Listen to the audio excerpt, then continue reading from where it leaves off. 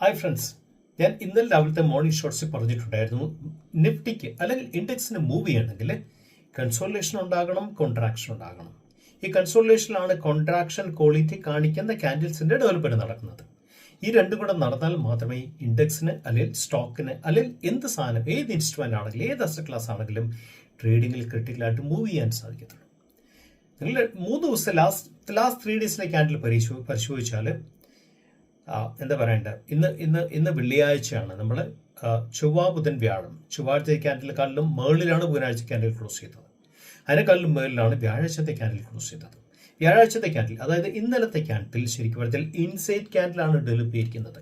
അതിന് തൊട്ട് മുമ്പിലത്തെ ദിവസത്തിലെ ക്യാൻഡിൽ മദർ ക്യാൻഡിലായിട്ട് വരും. 3 ദിവസത്തെ ക്യാൻഡിലും താഴെ ലോയിൽ ബൈ നടക്കുന്നുണ്ട്. അതാണ് ബേസിക്കലി ലോയിൽ വിക്ക് കാണിക്കുന്നത്. ദാറ്റ് മീൻസ് കോൺട്രാക്ഷൻ നടക്കുന്നു, കൺസോളിഡേഷൻ നടക്കുന്നു. ഇത് രണ്ടും കാണിക്കാൻ തുടങ്ങിയിട്ടുണ്ട്.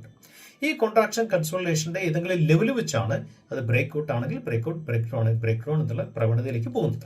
അതുകൊണ്ടാണ് ഞാൻ പറയുന്നത്, താങ്കൾ തീർച്ചയായും കോൺട്രാക്ഷനിൽ ഫോക്കസ് ചെയ്യുക, അവിടാണ് പൈസ കിടക്കുന്നത്. താങ്കൾ തീർച്ചയായും സബ്സെക്ടറിൽ ഫോക്കസ് ചെയ്യുക, അവിടാണ് പൈസ കിടക്കുന്നത്. താങ്കൾ ട്രെൻഡിങ് സെക്ടറിൽ, ഇതിന്റെ സൈക്ലിക്കാലിറ്റി വെച്ചുള്ള ട്രെൻഡിങ് സെക്ടറിൽ ഫോക്കസ് ചെയ്യുക, അവിടാണ് പൈസ കിടക്കുന്നത്.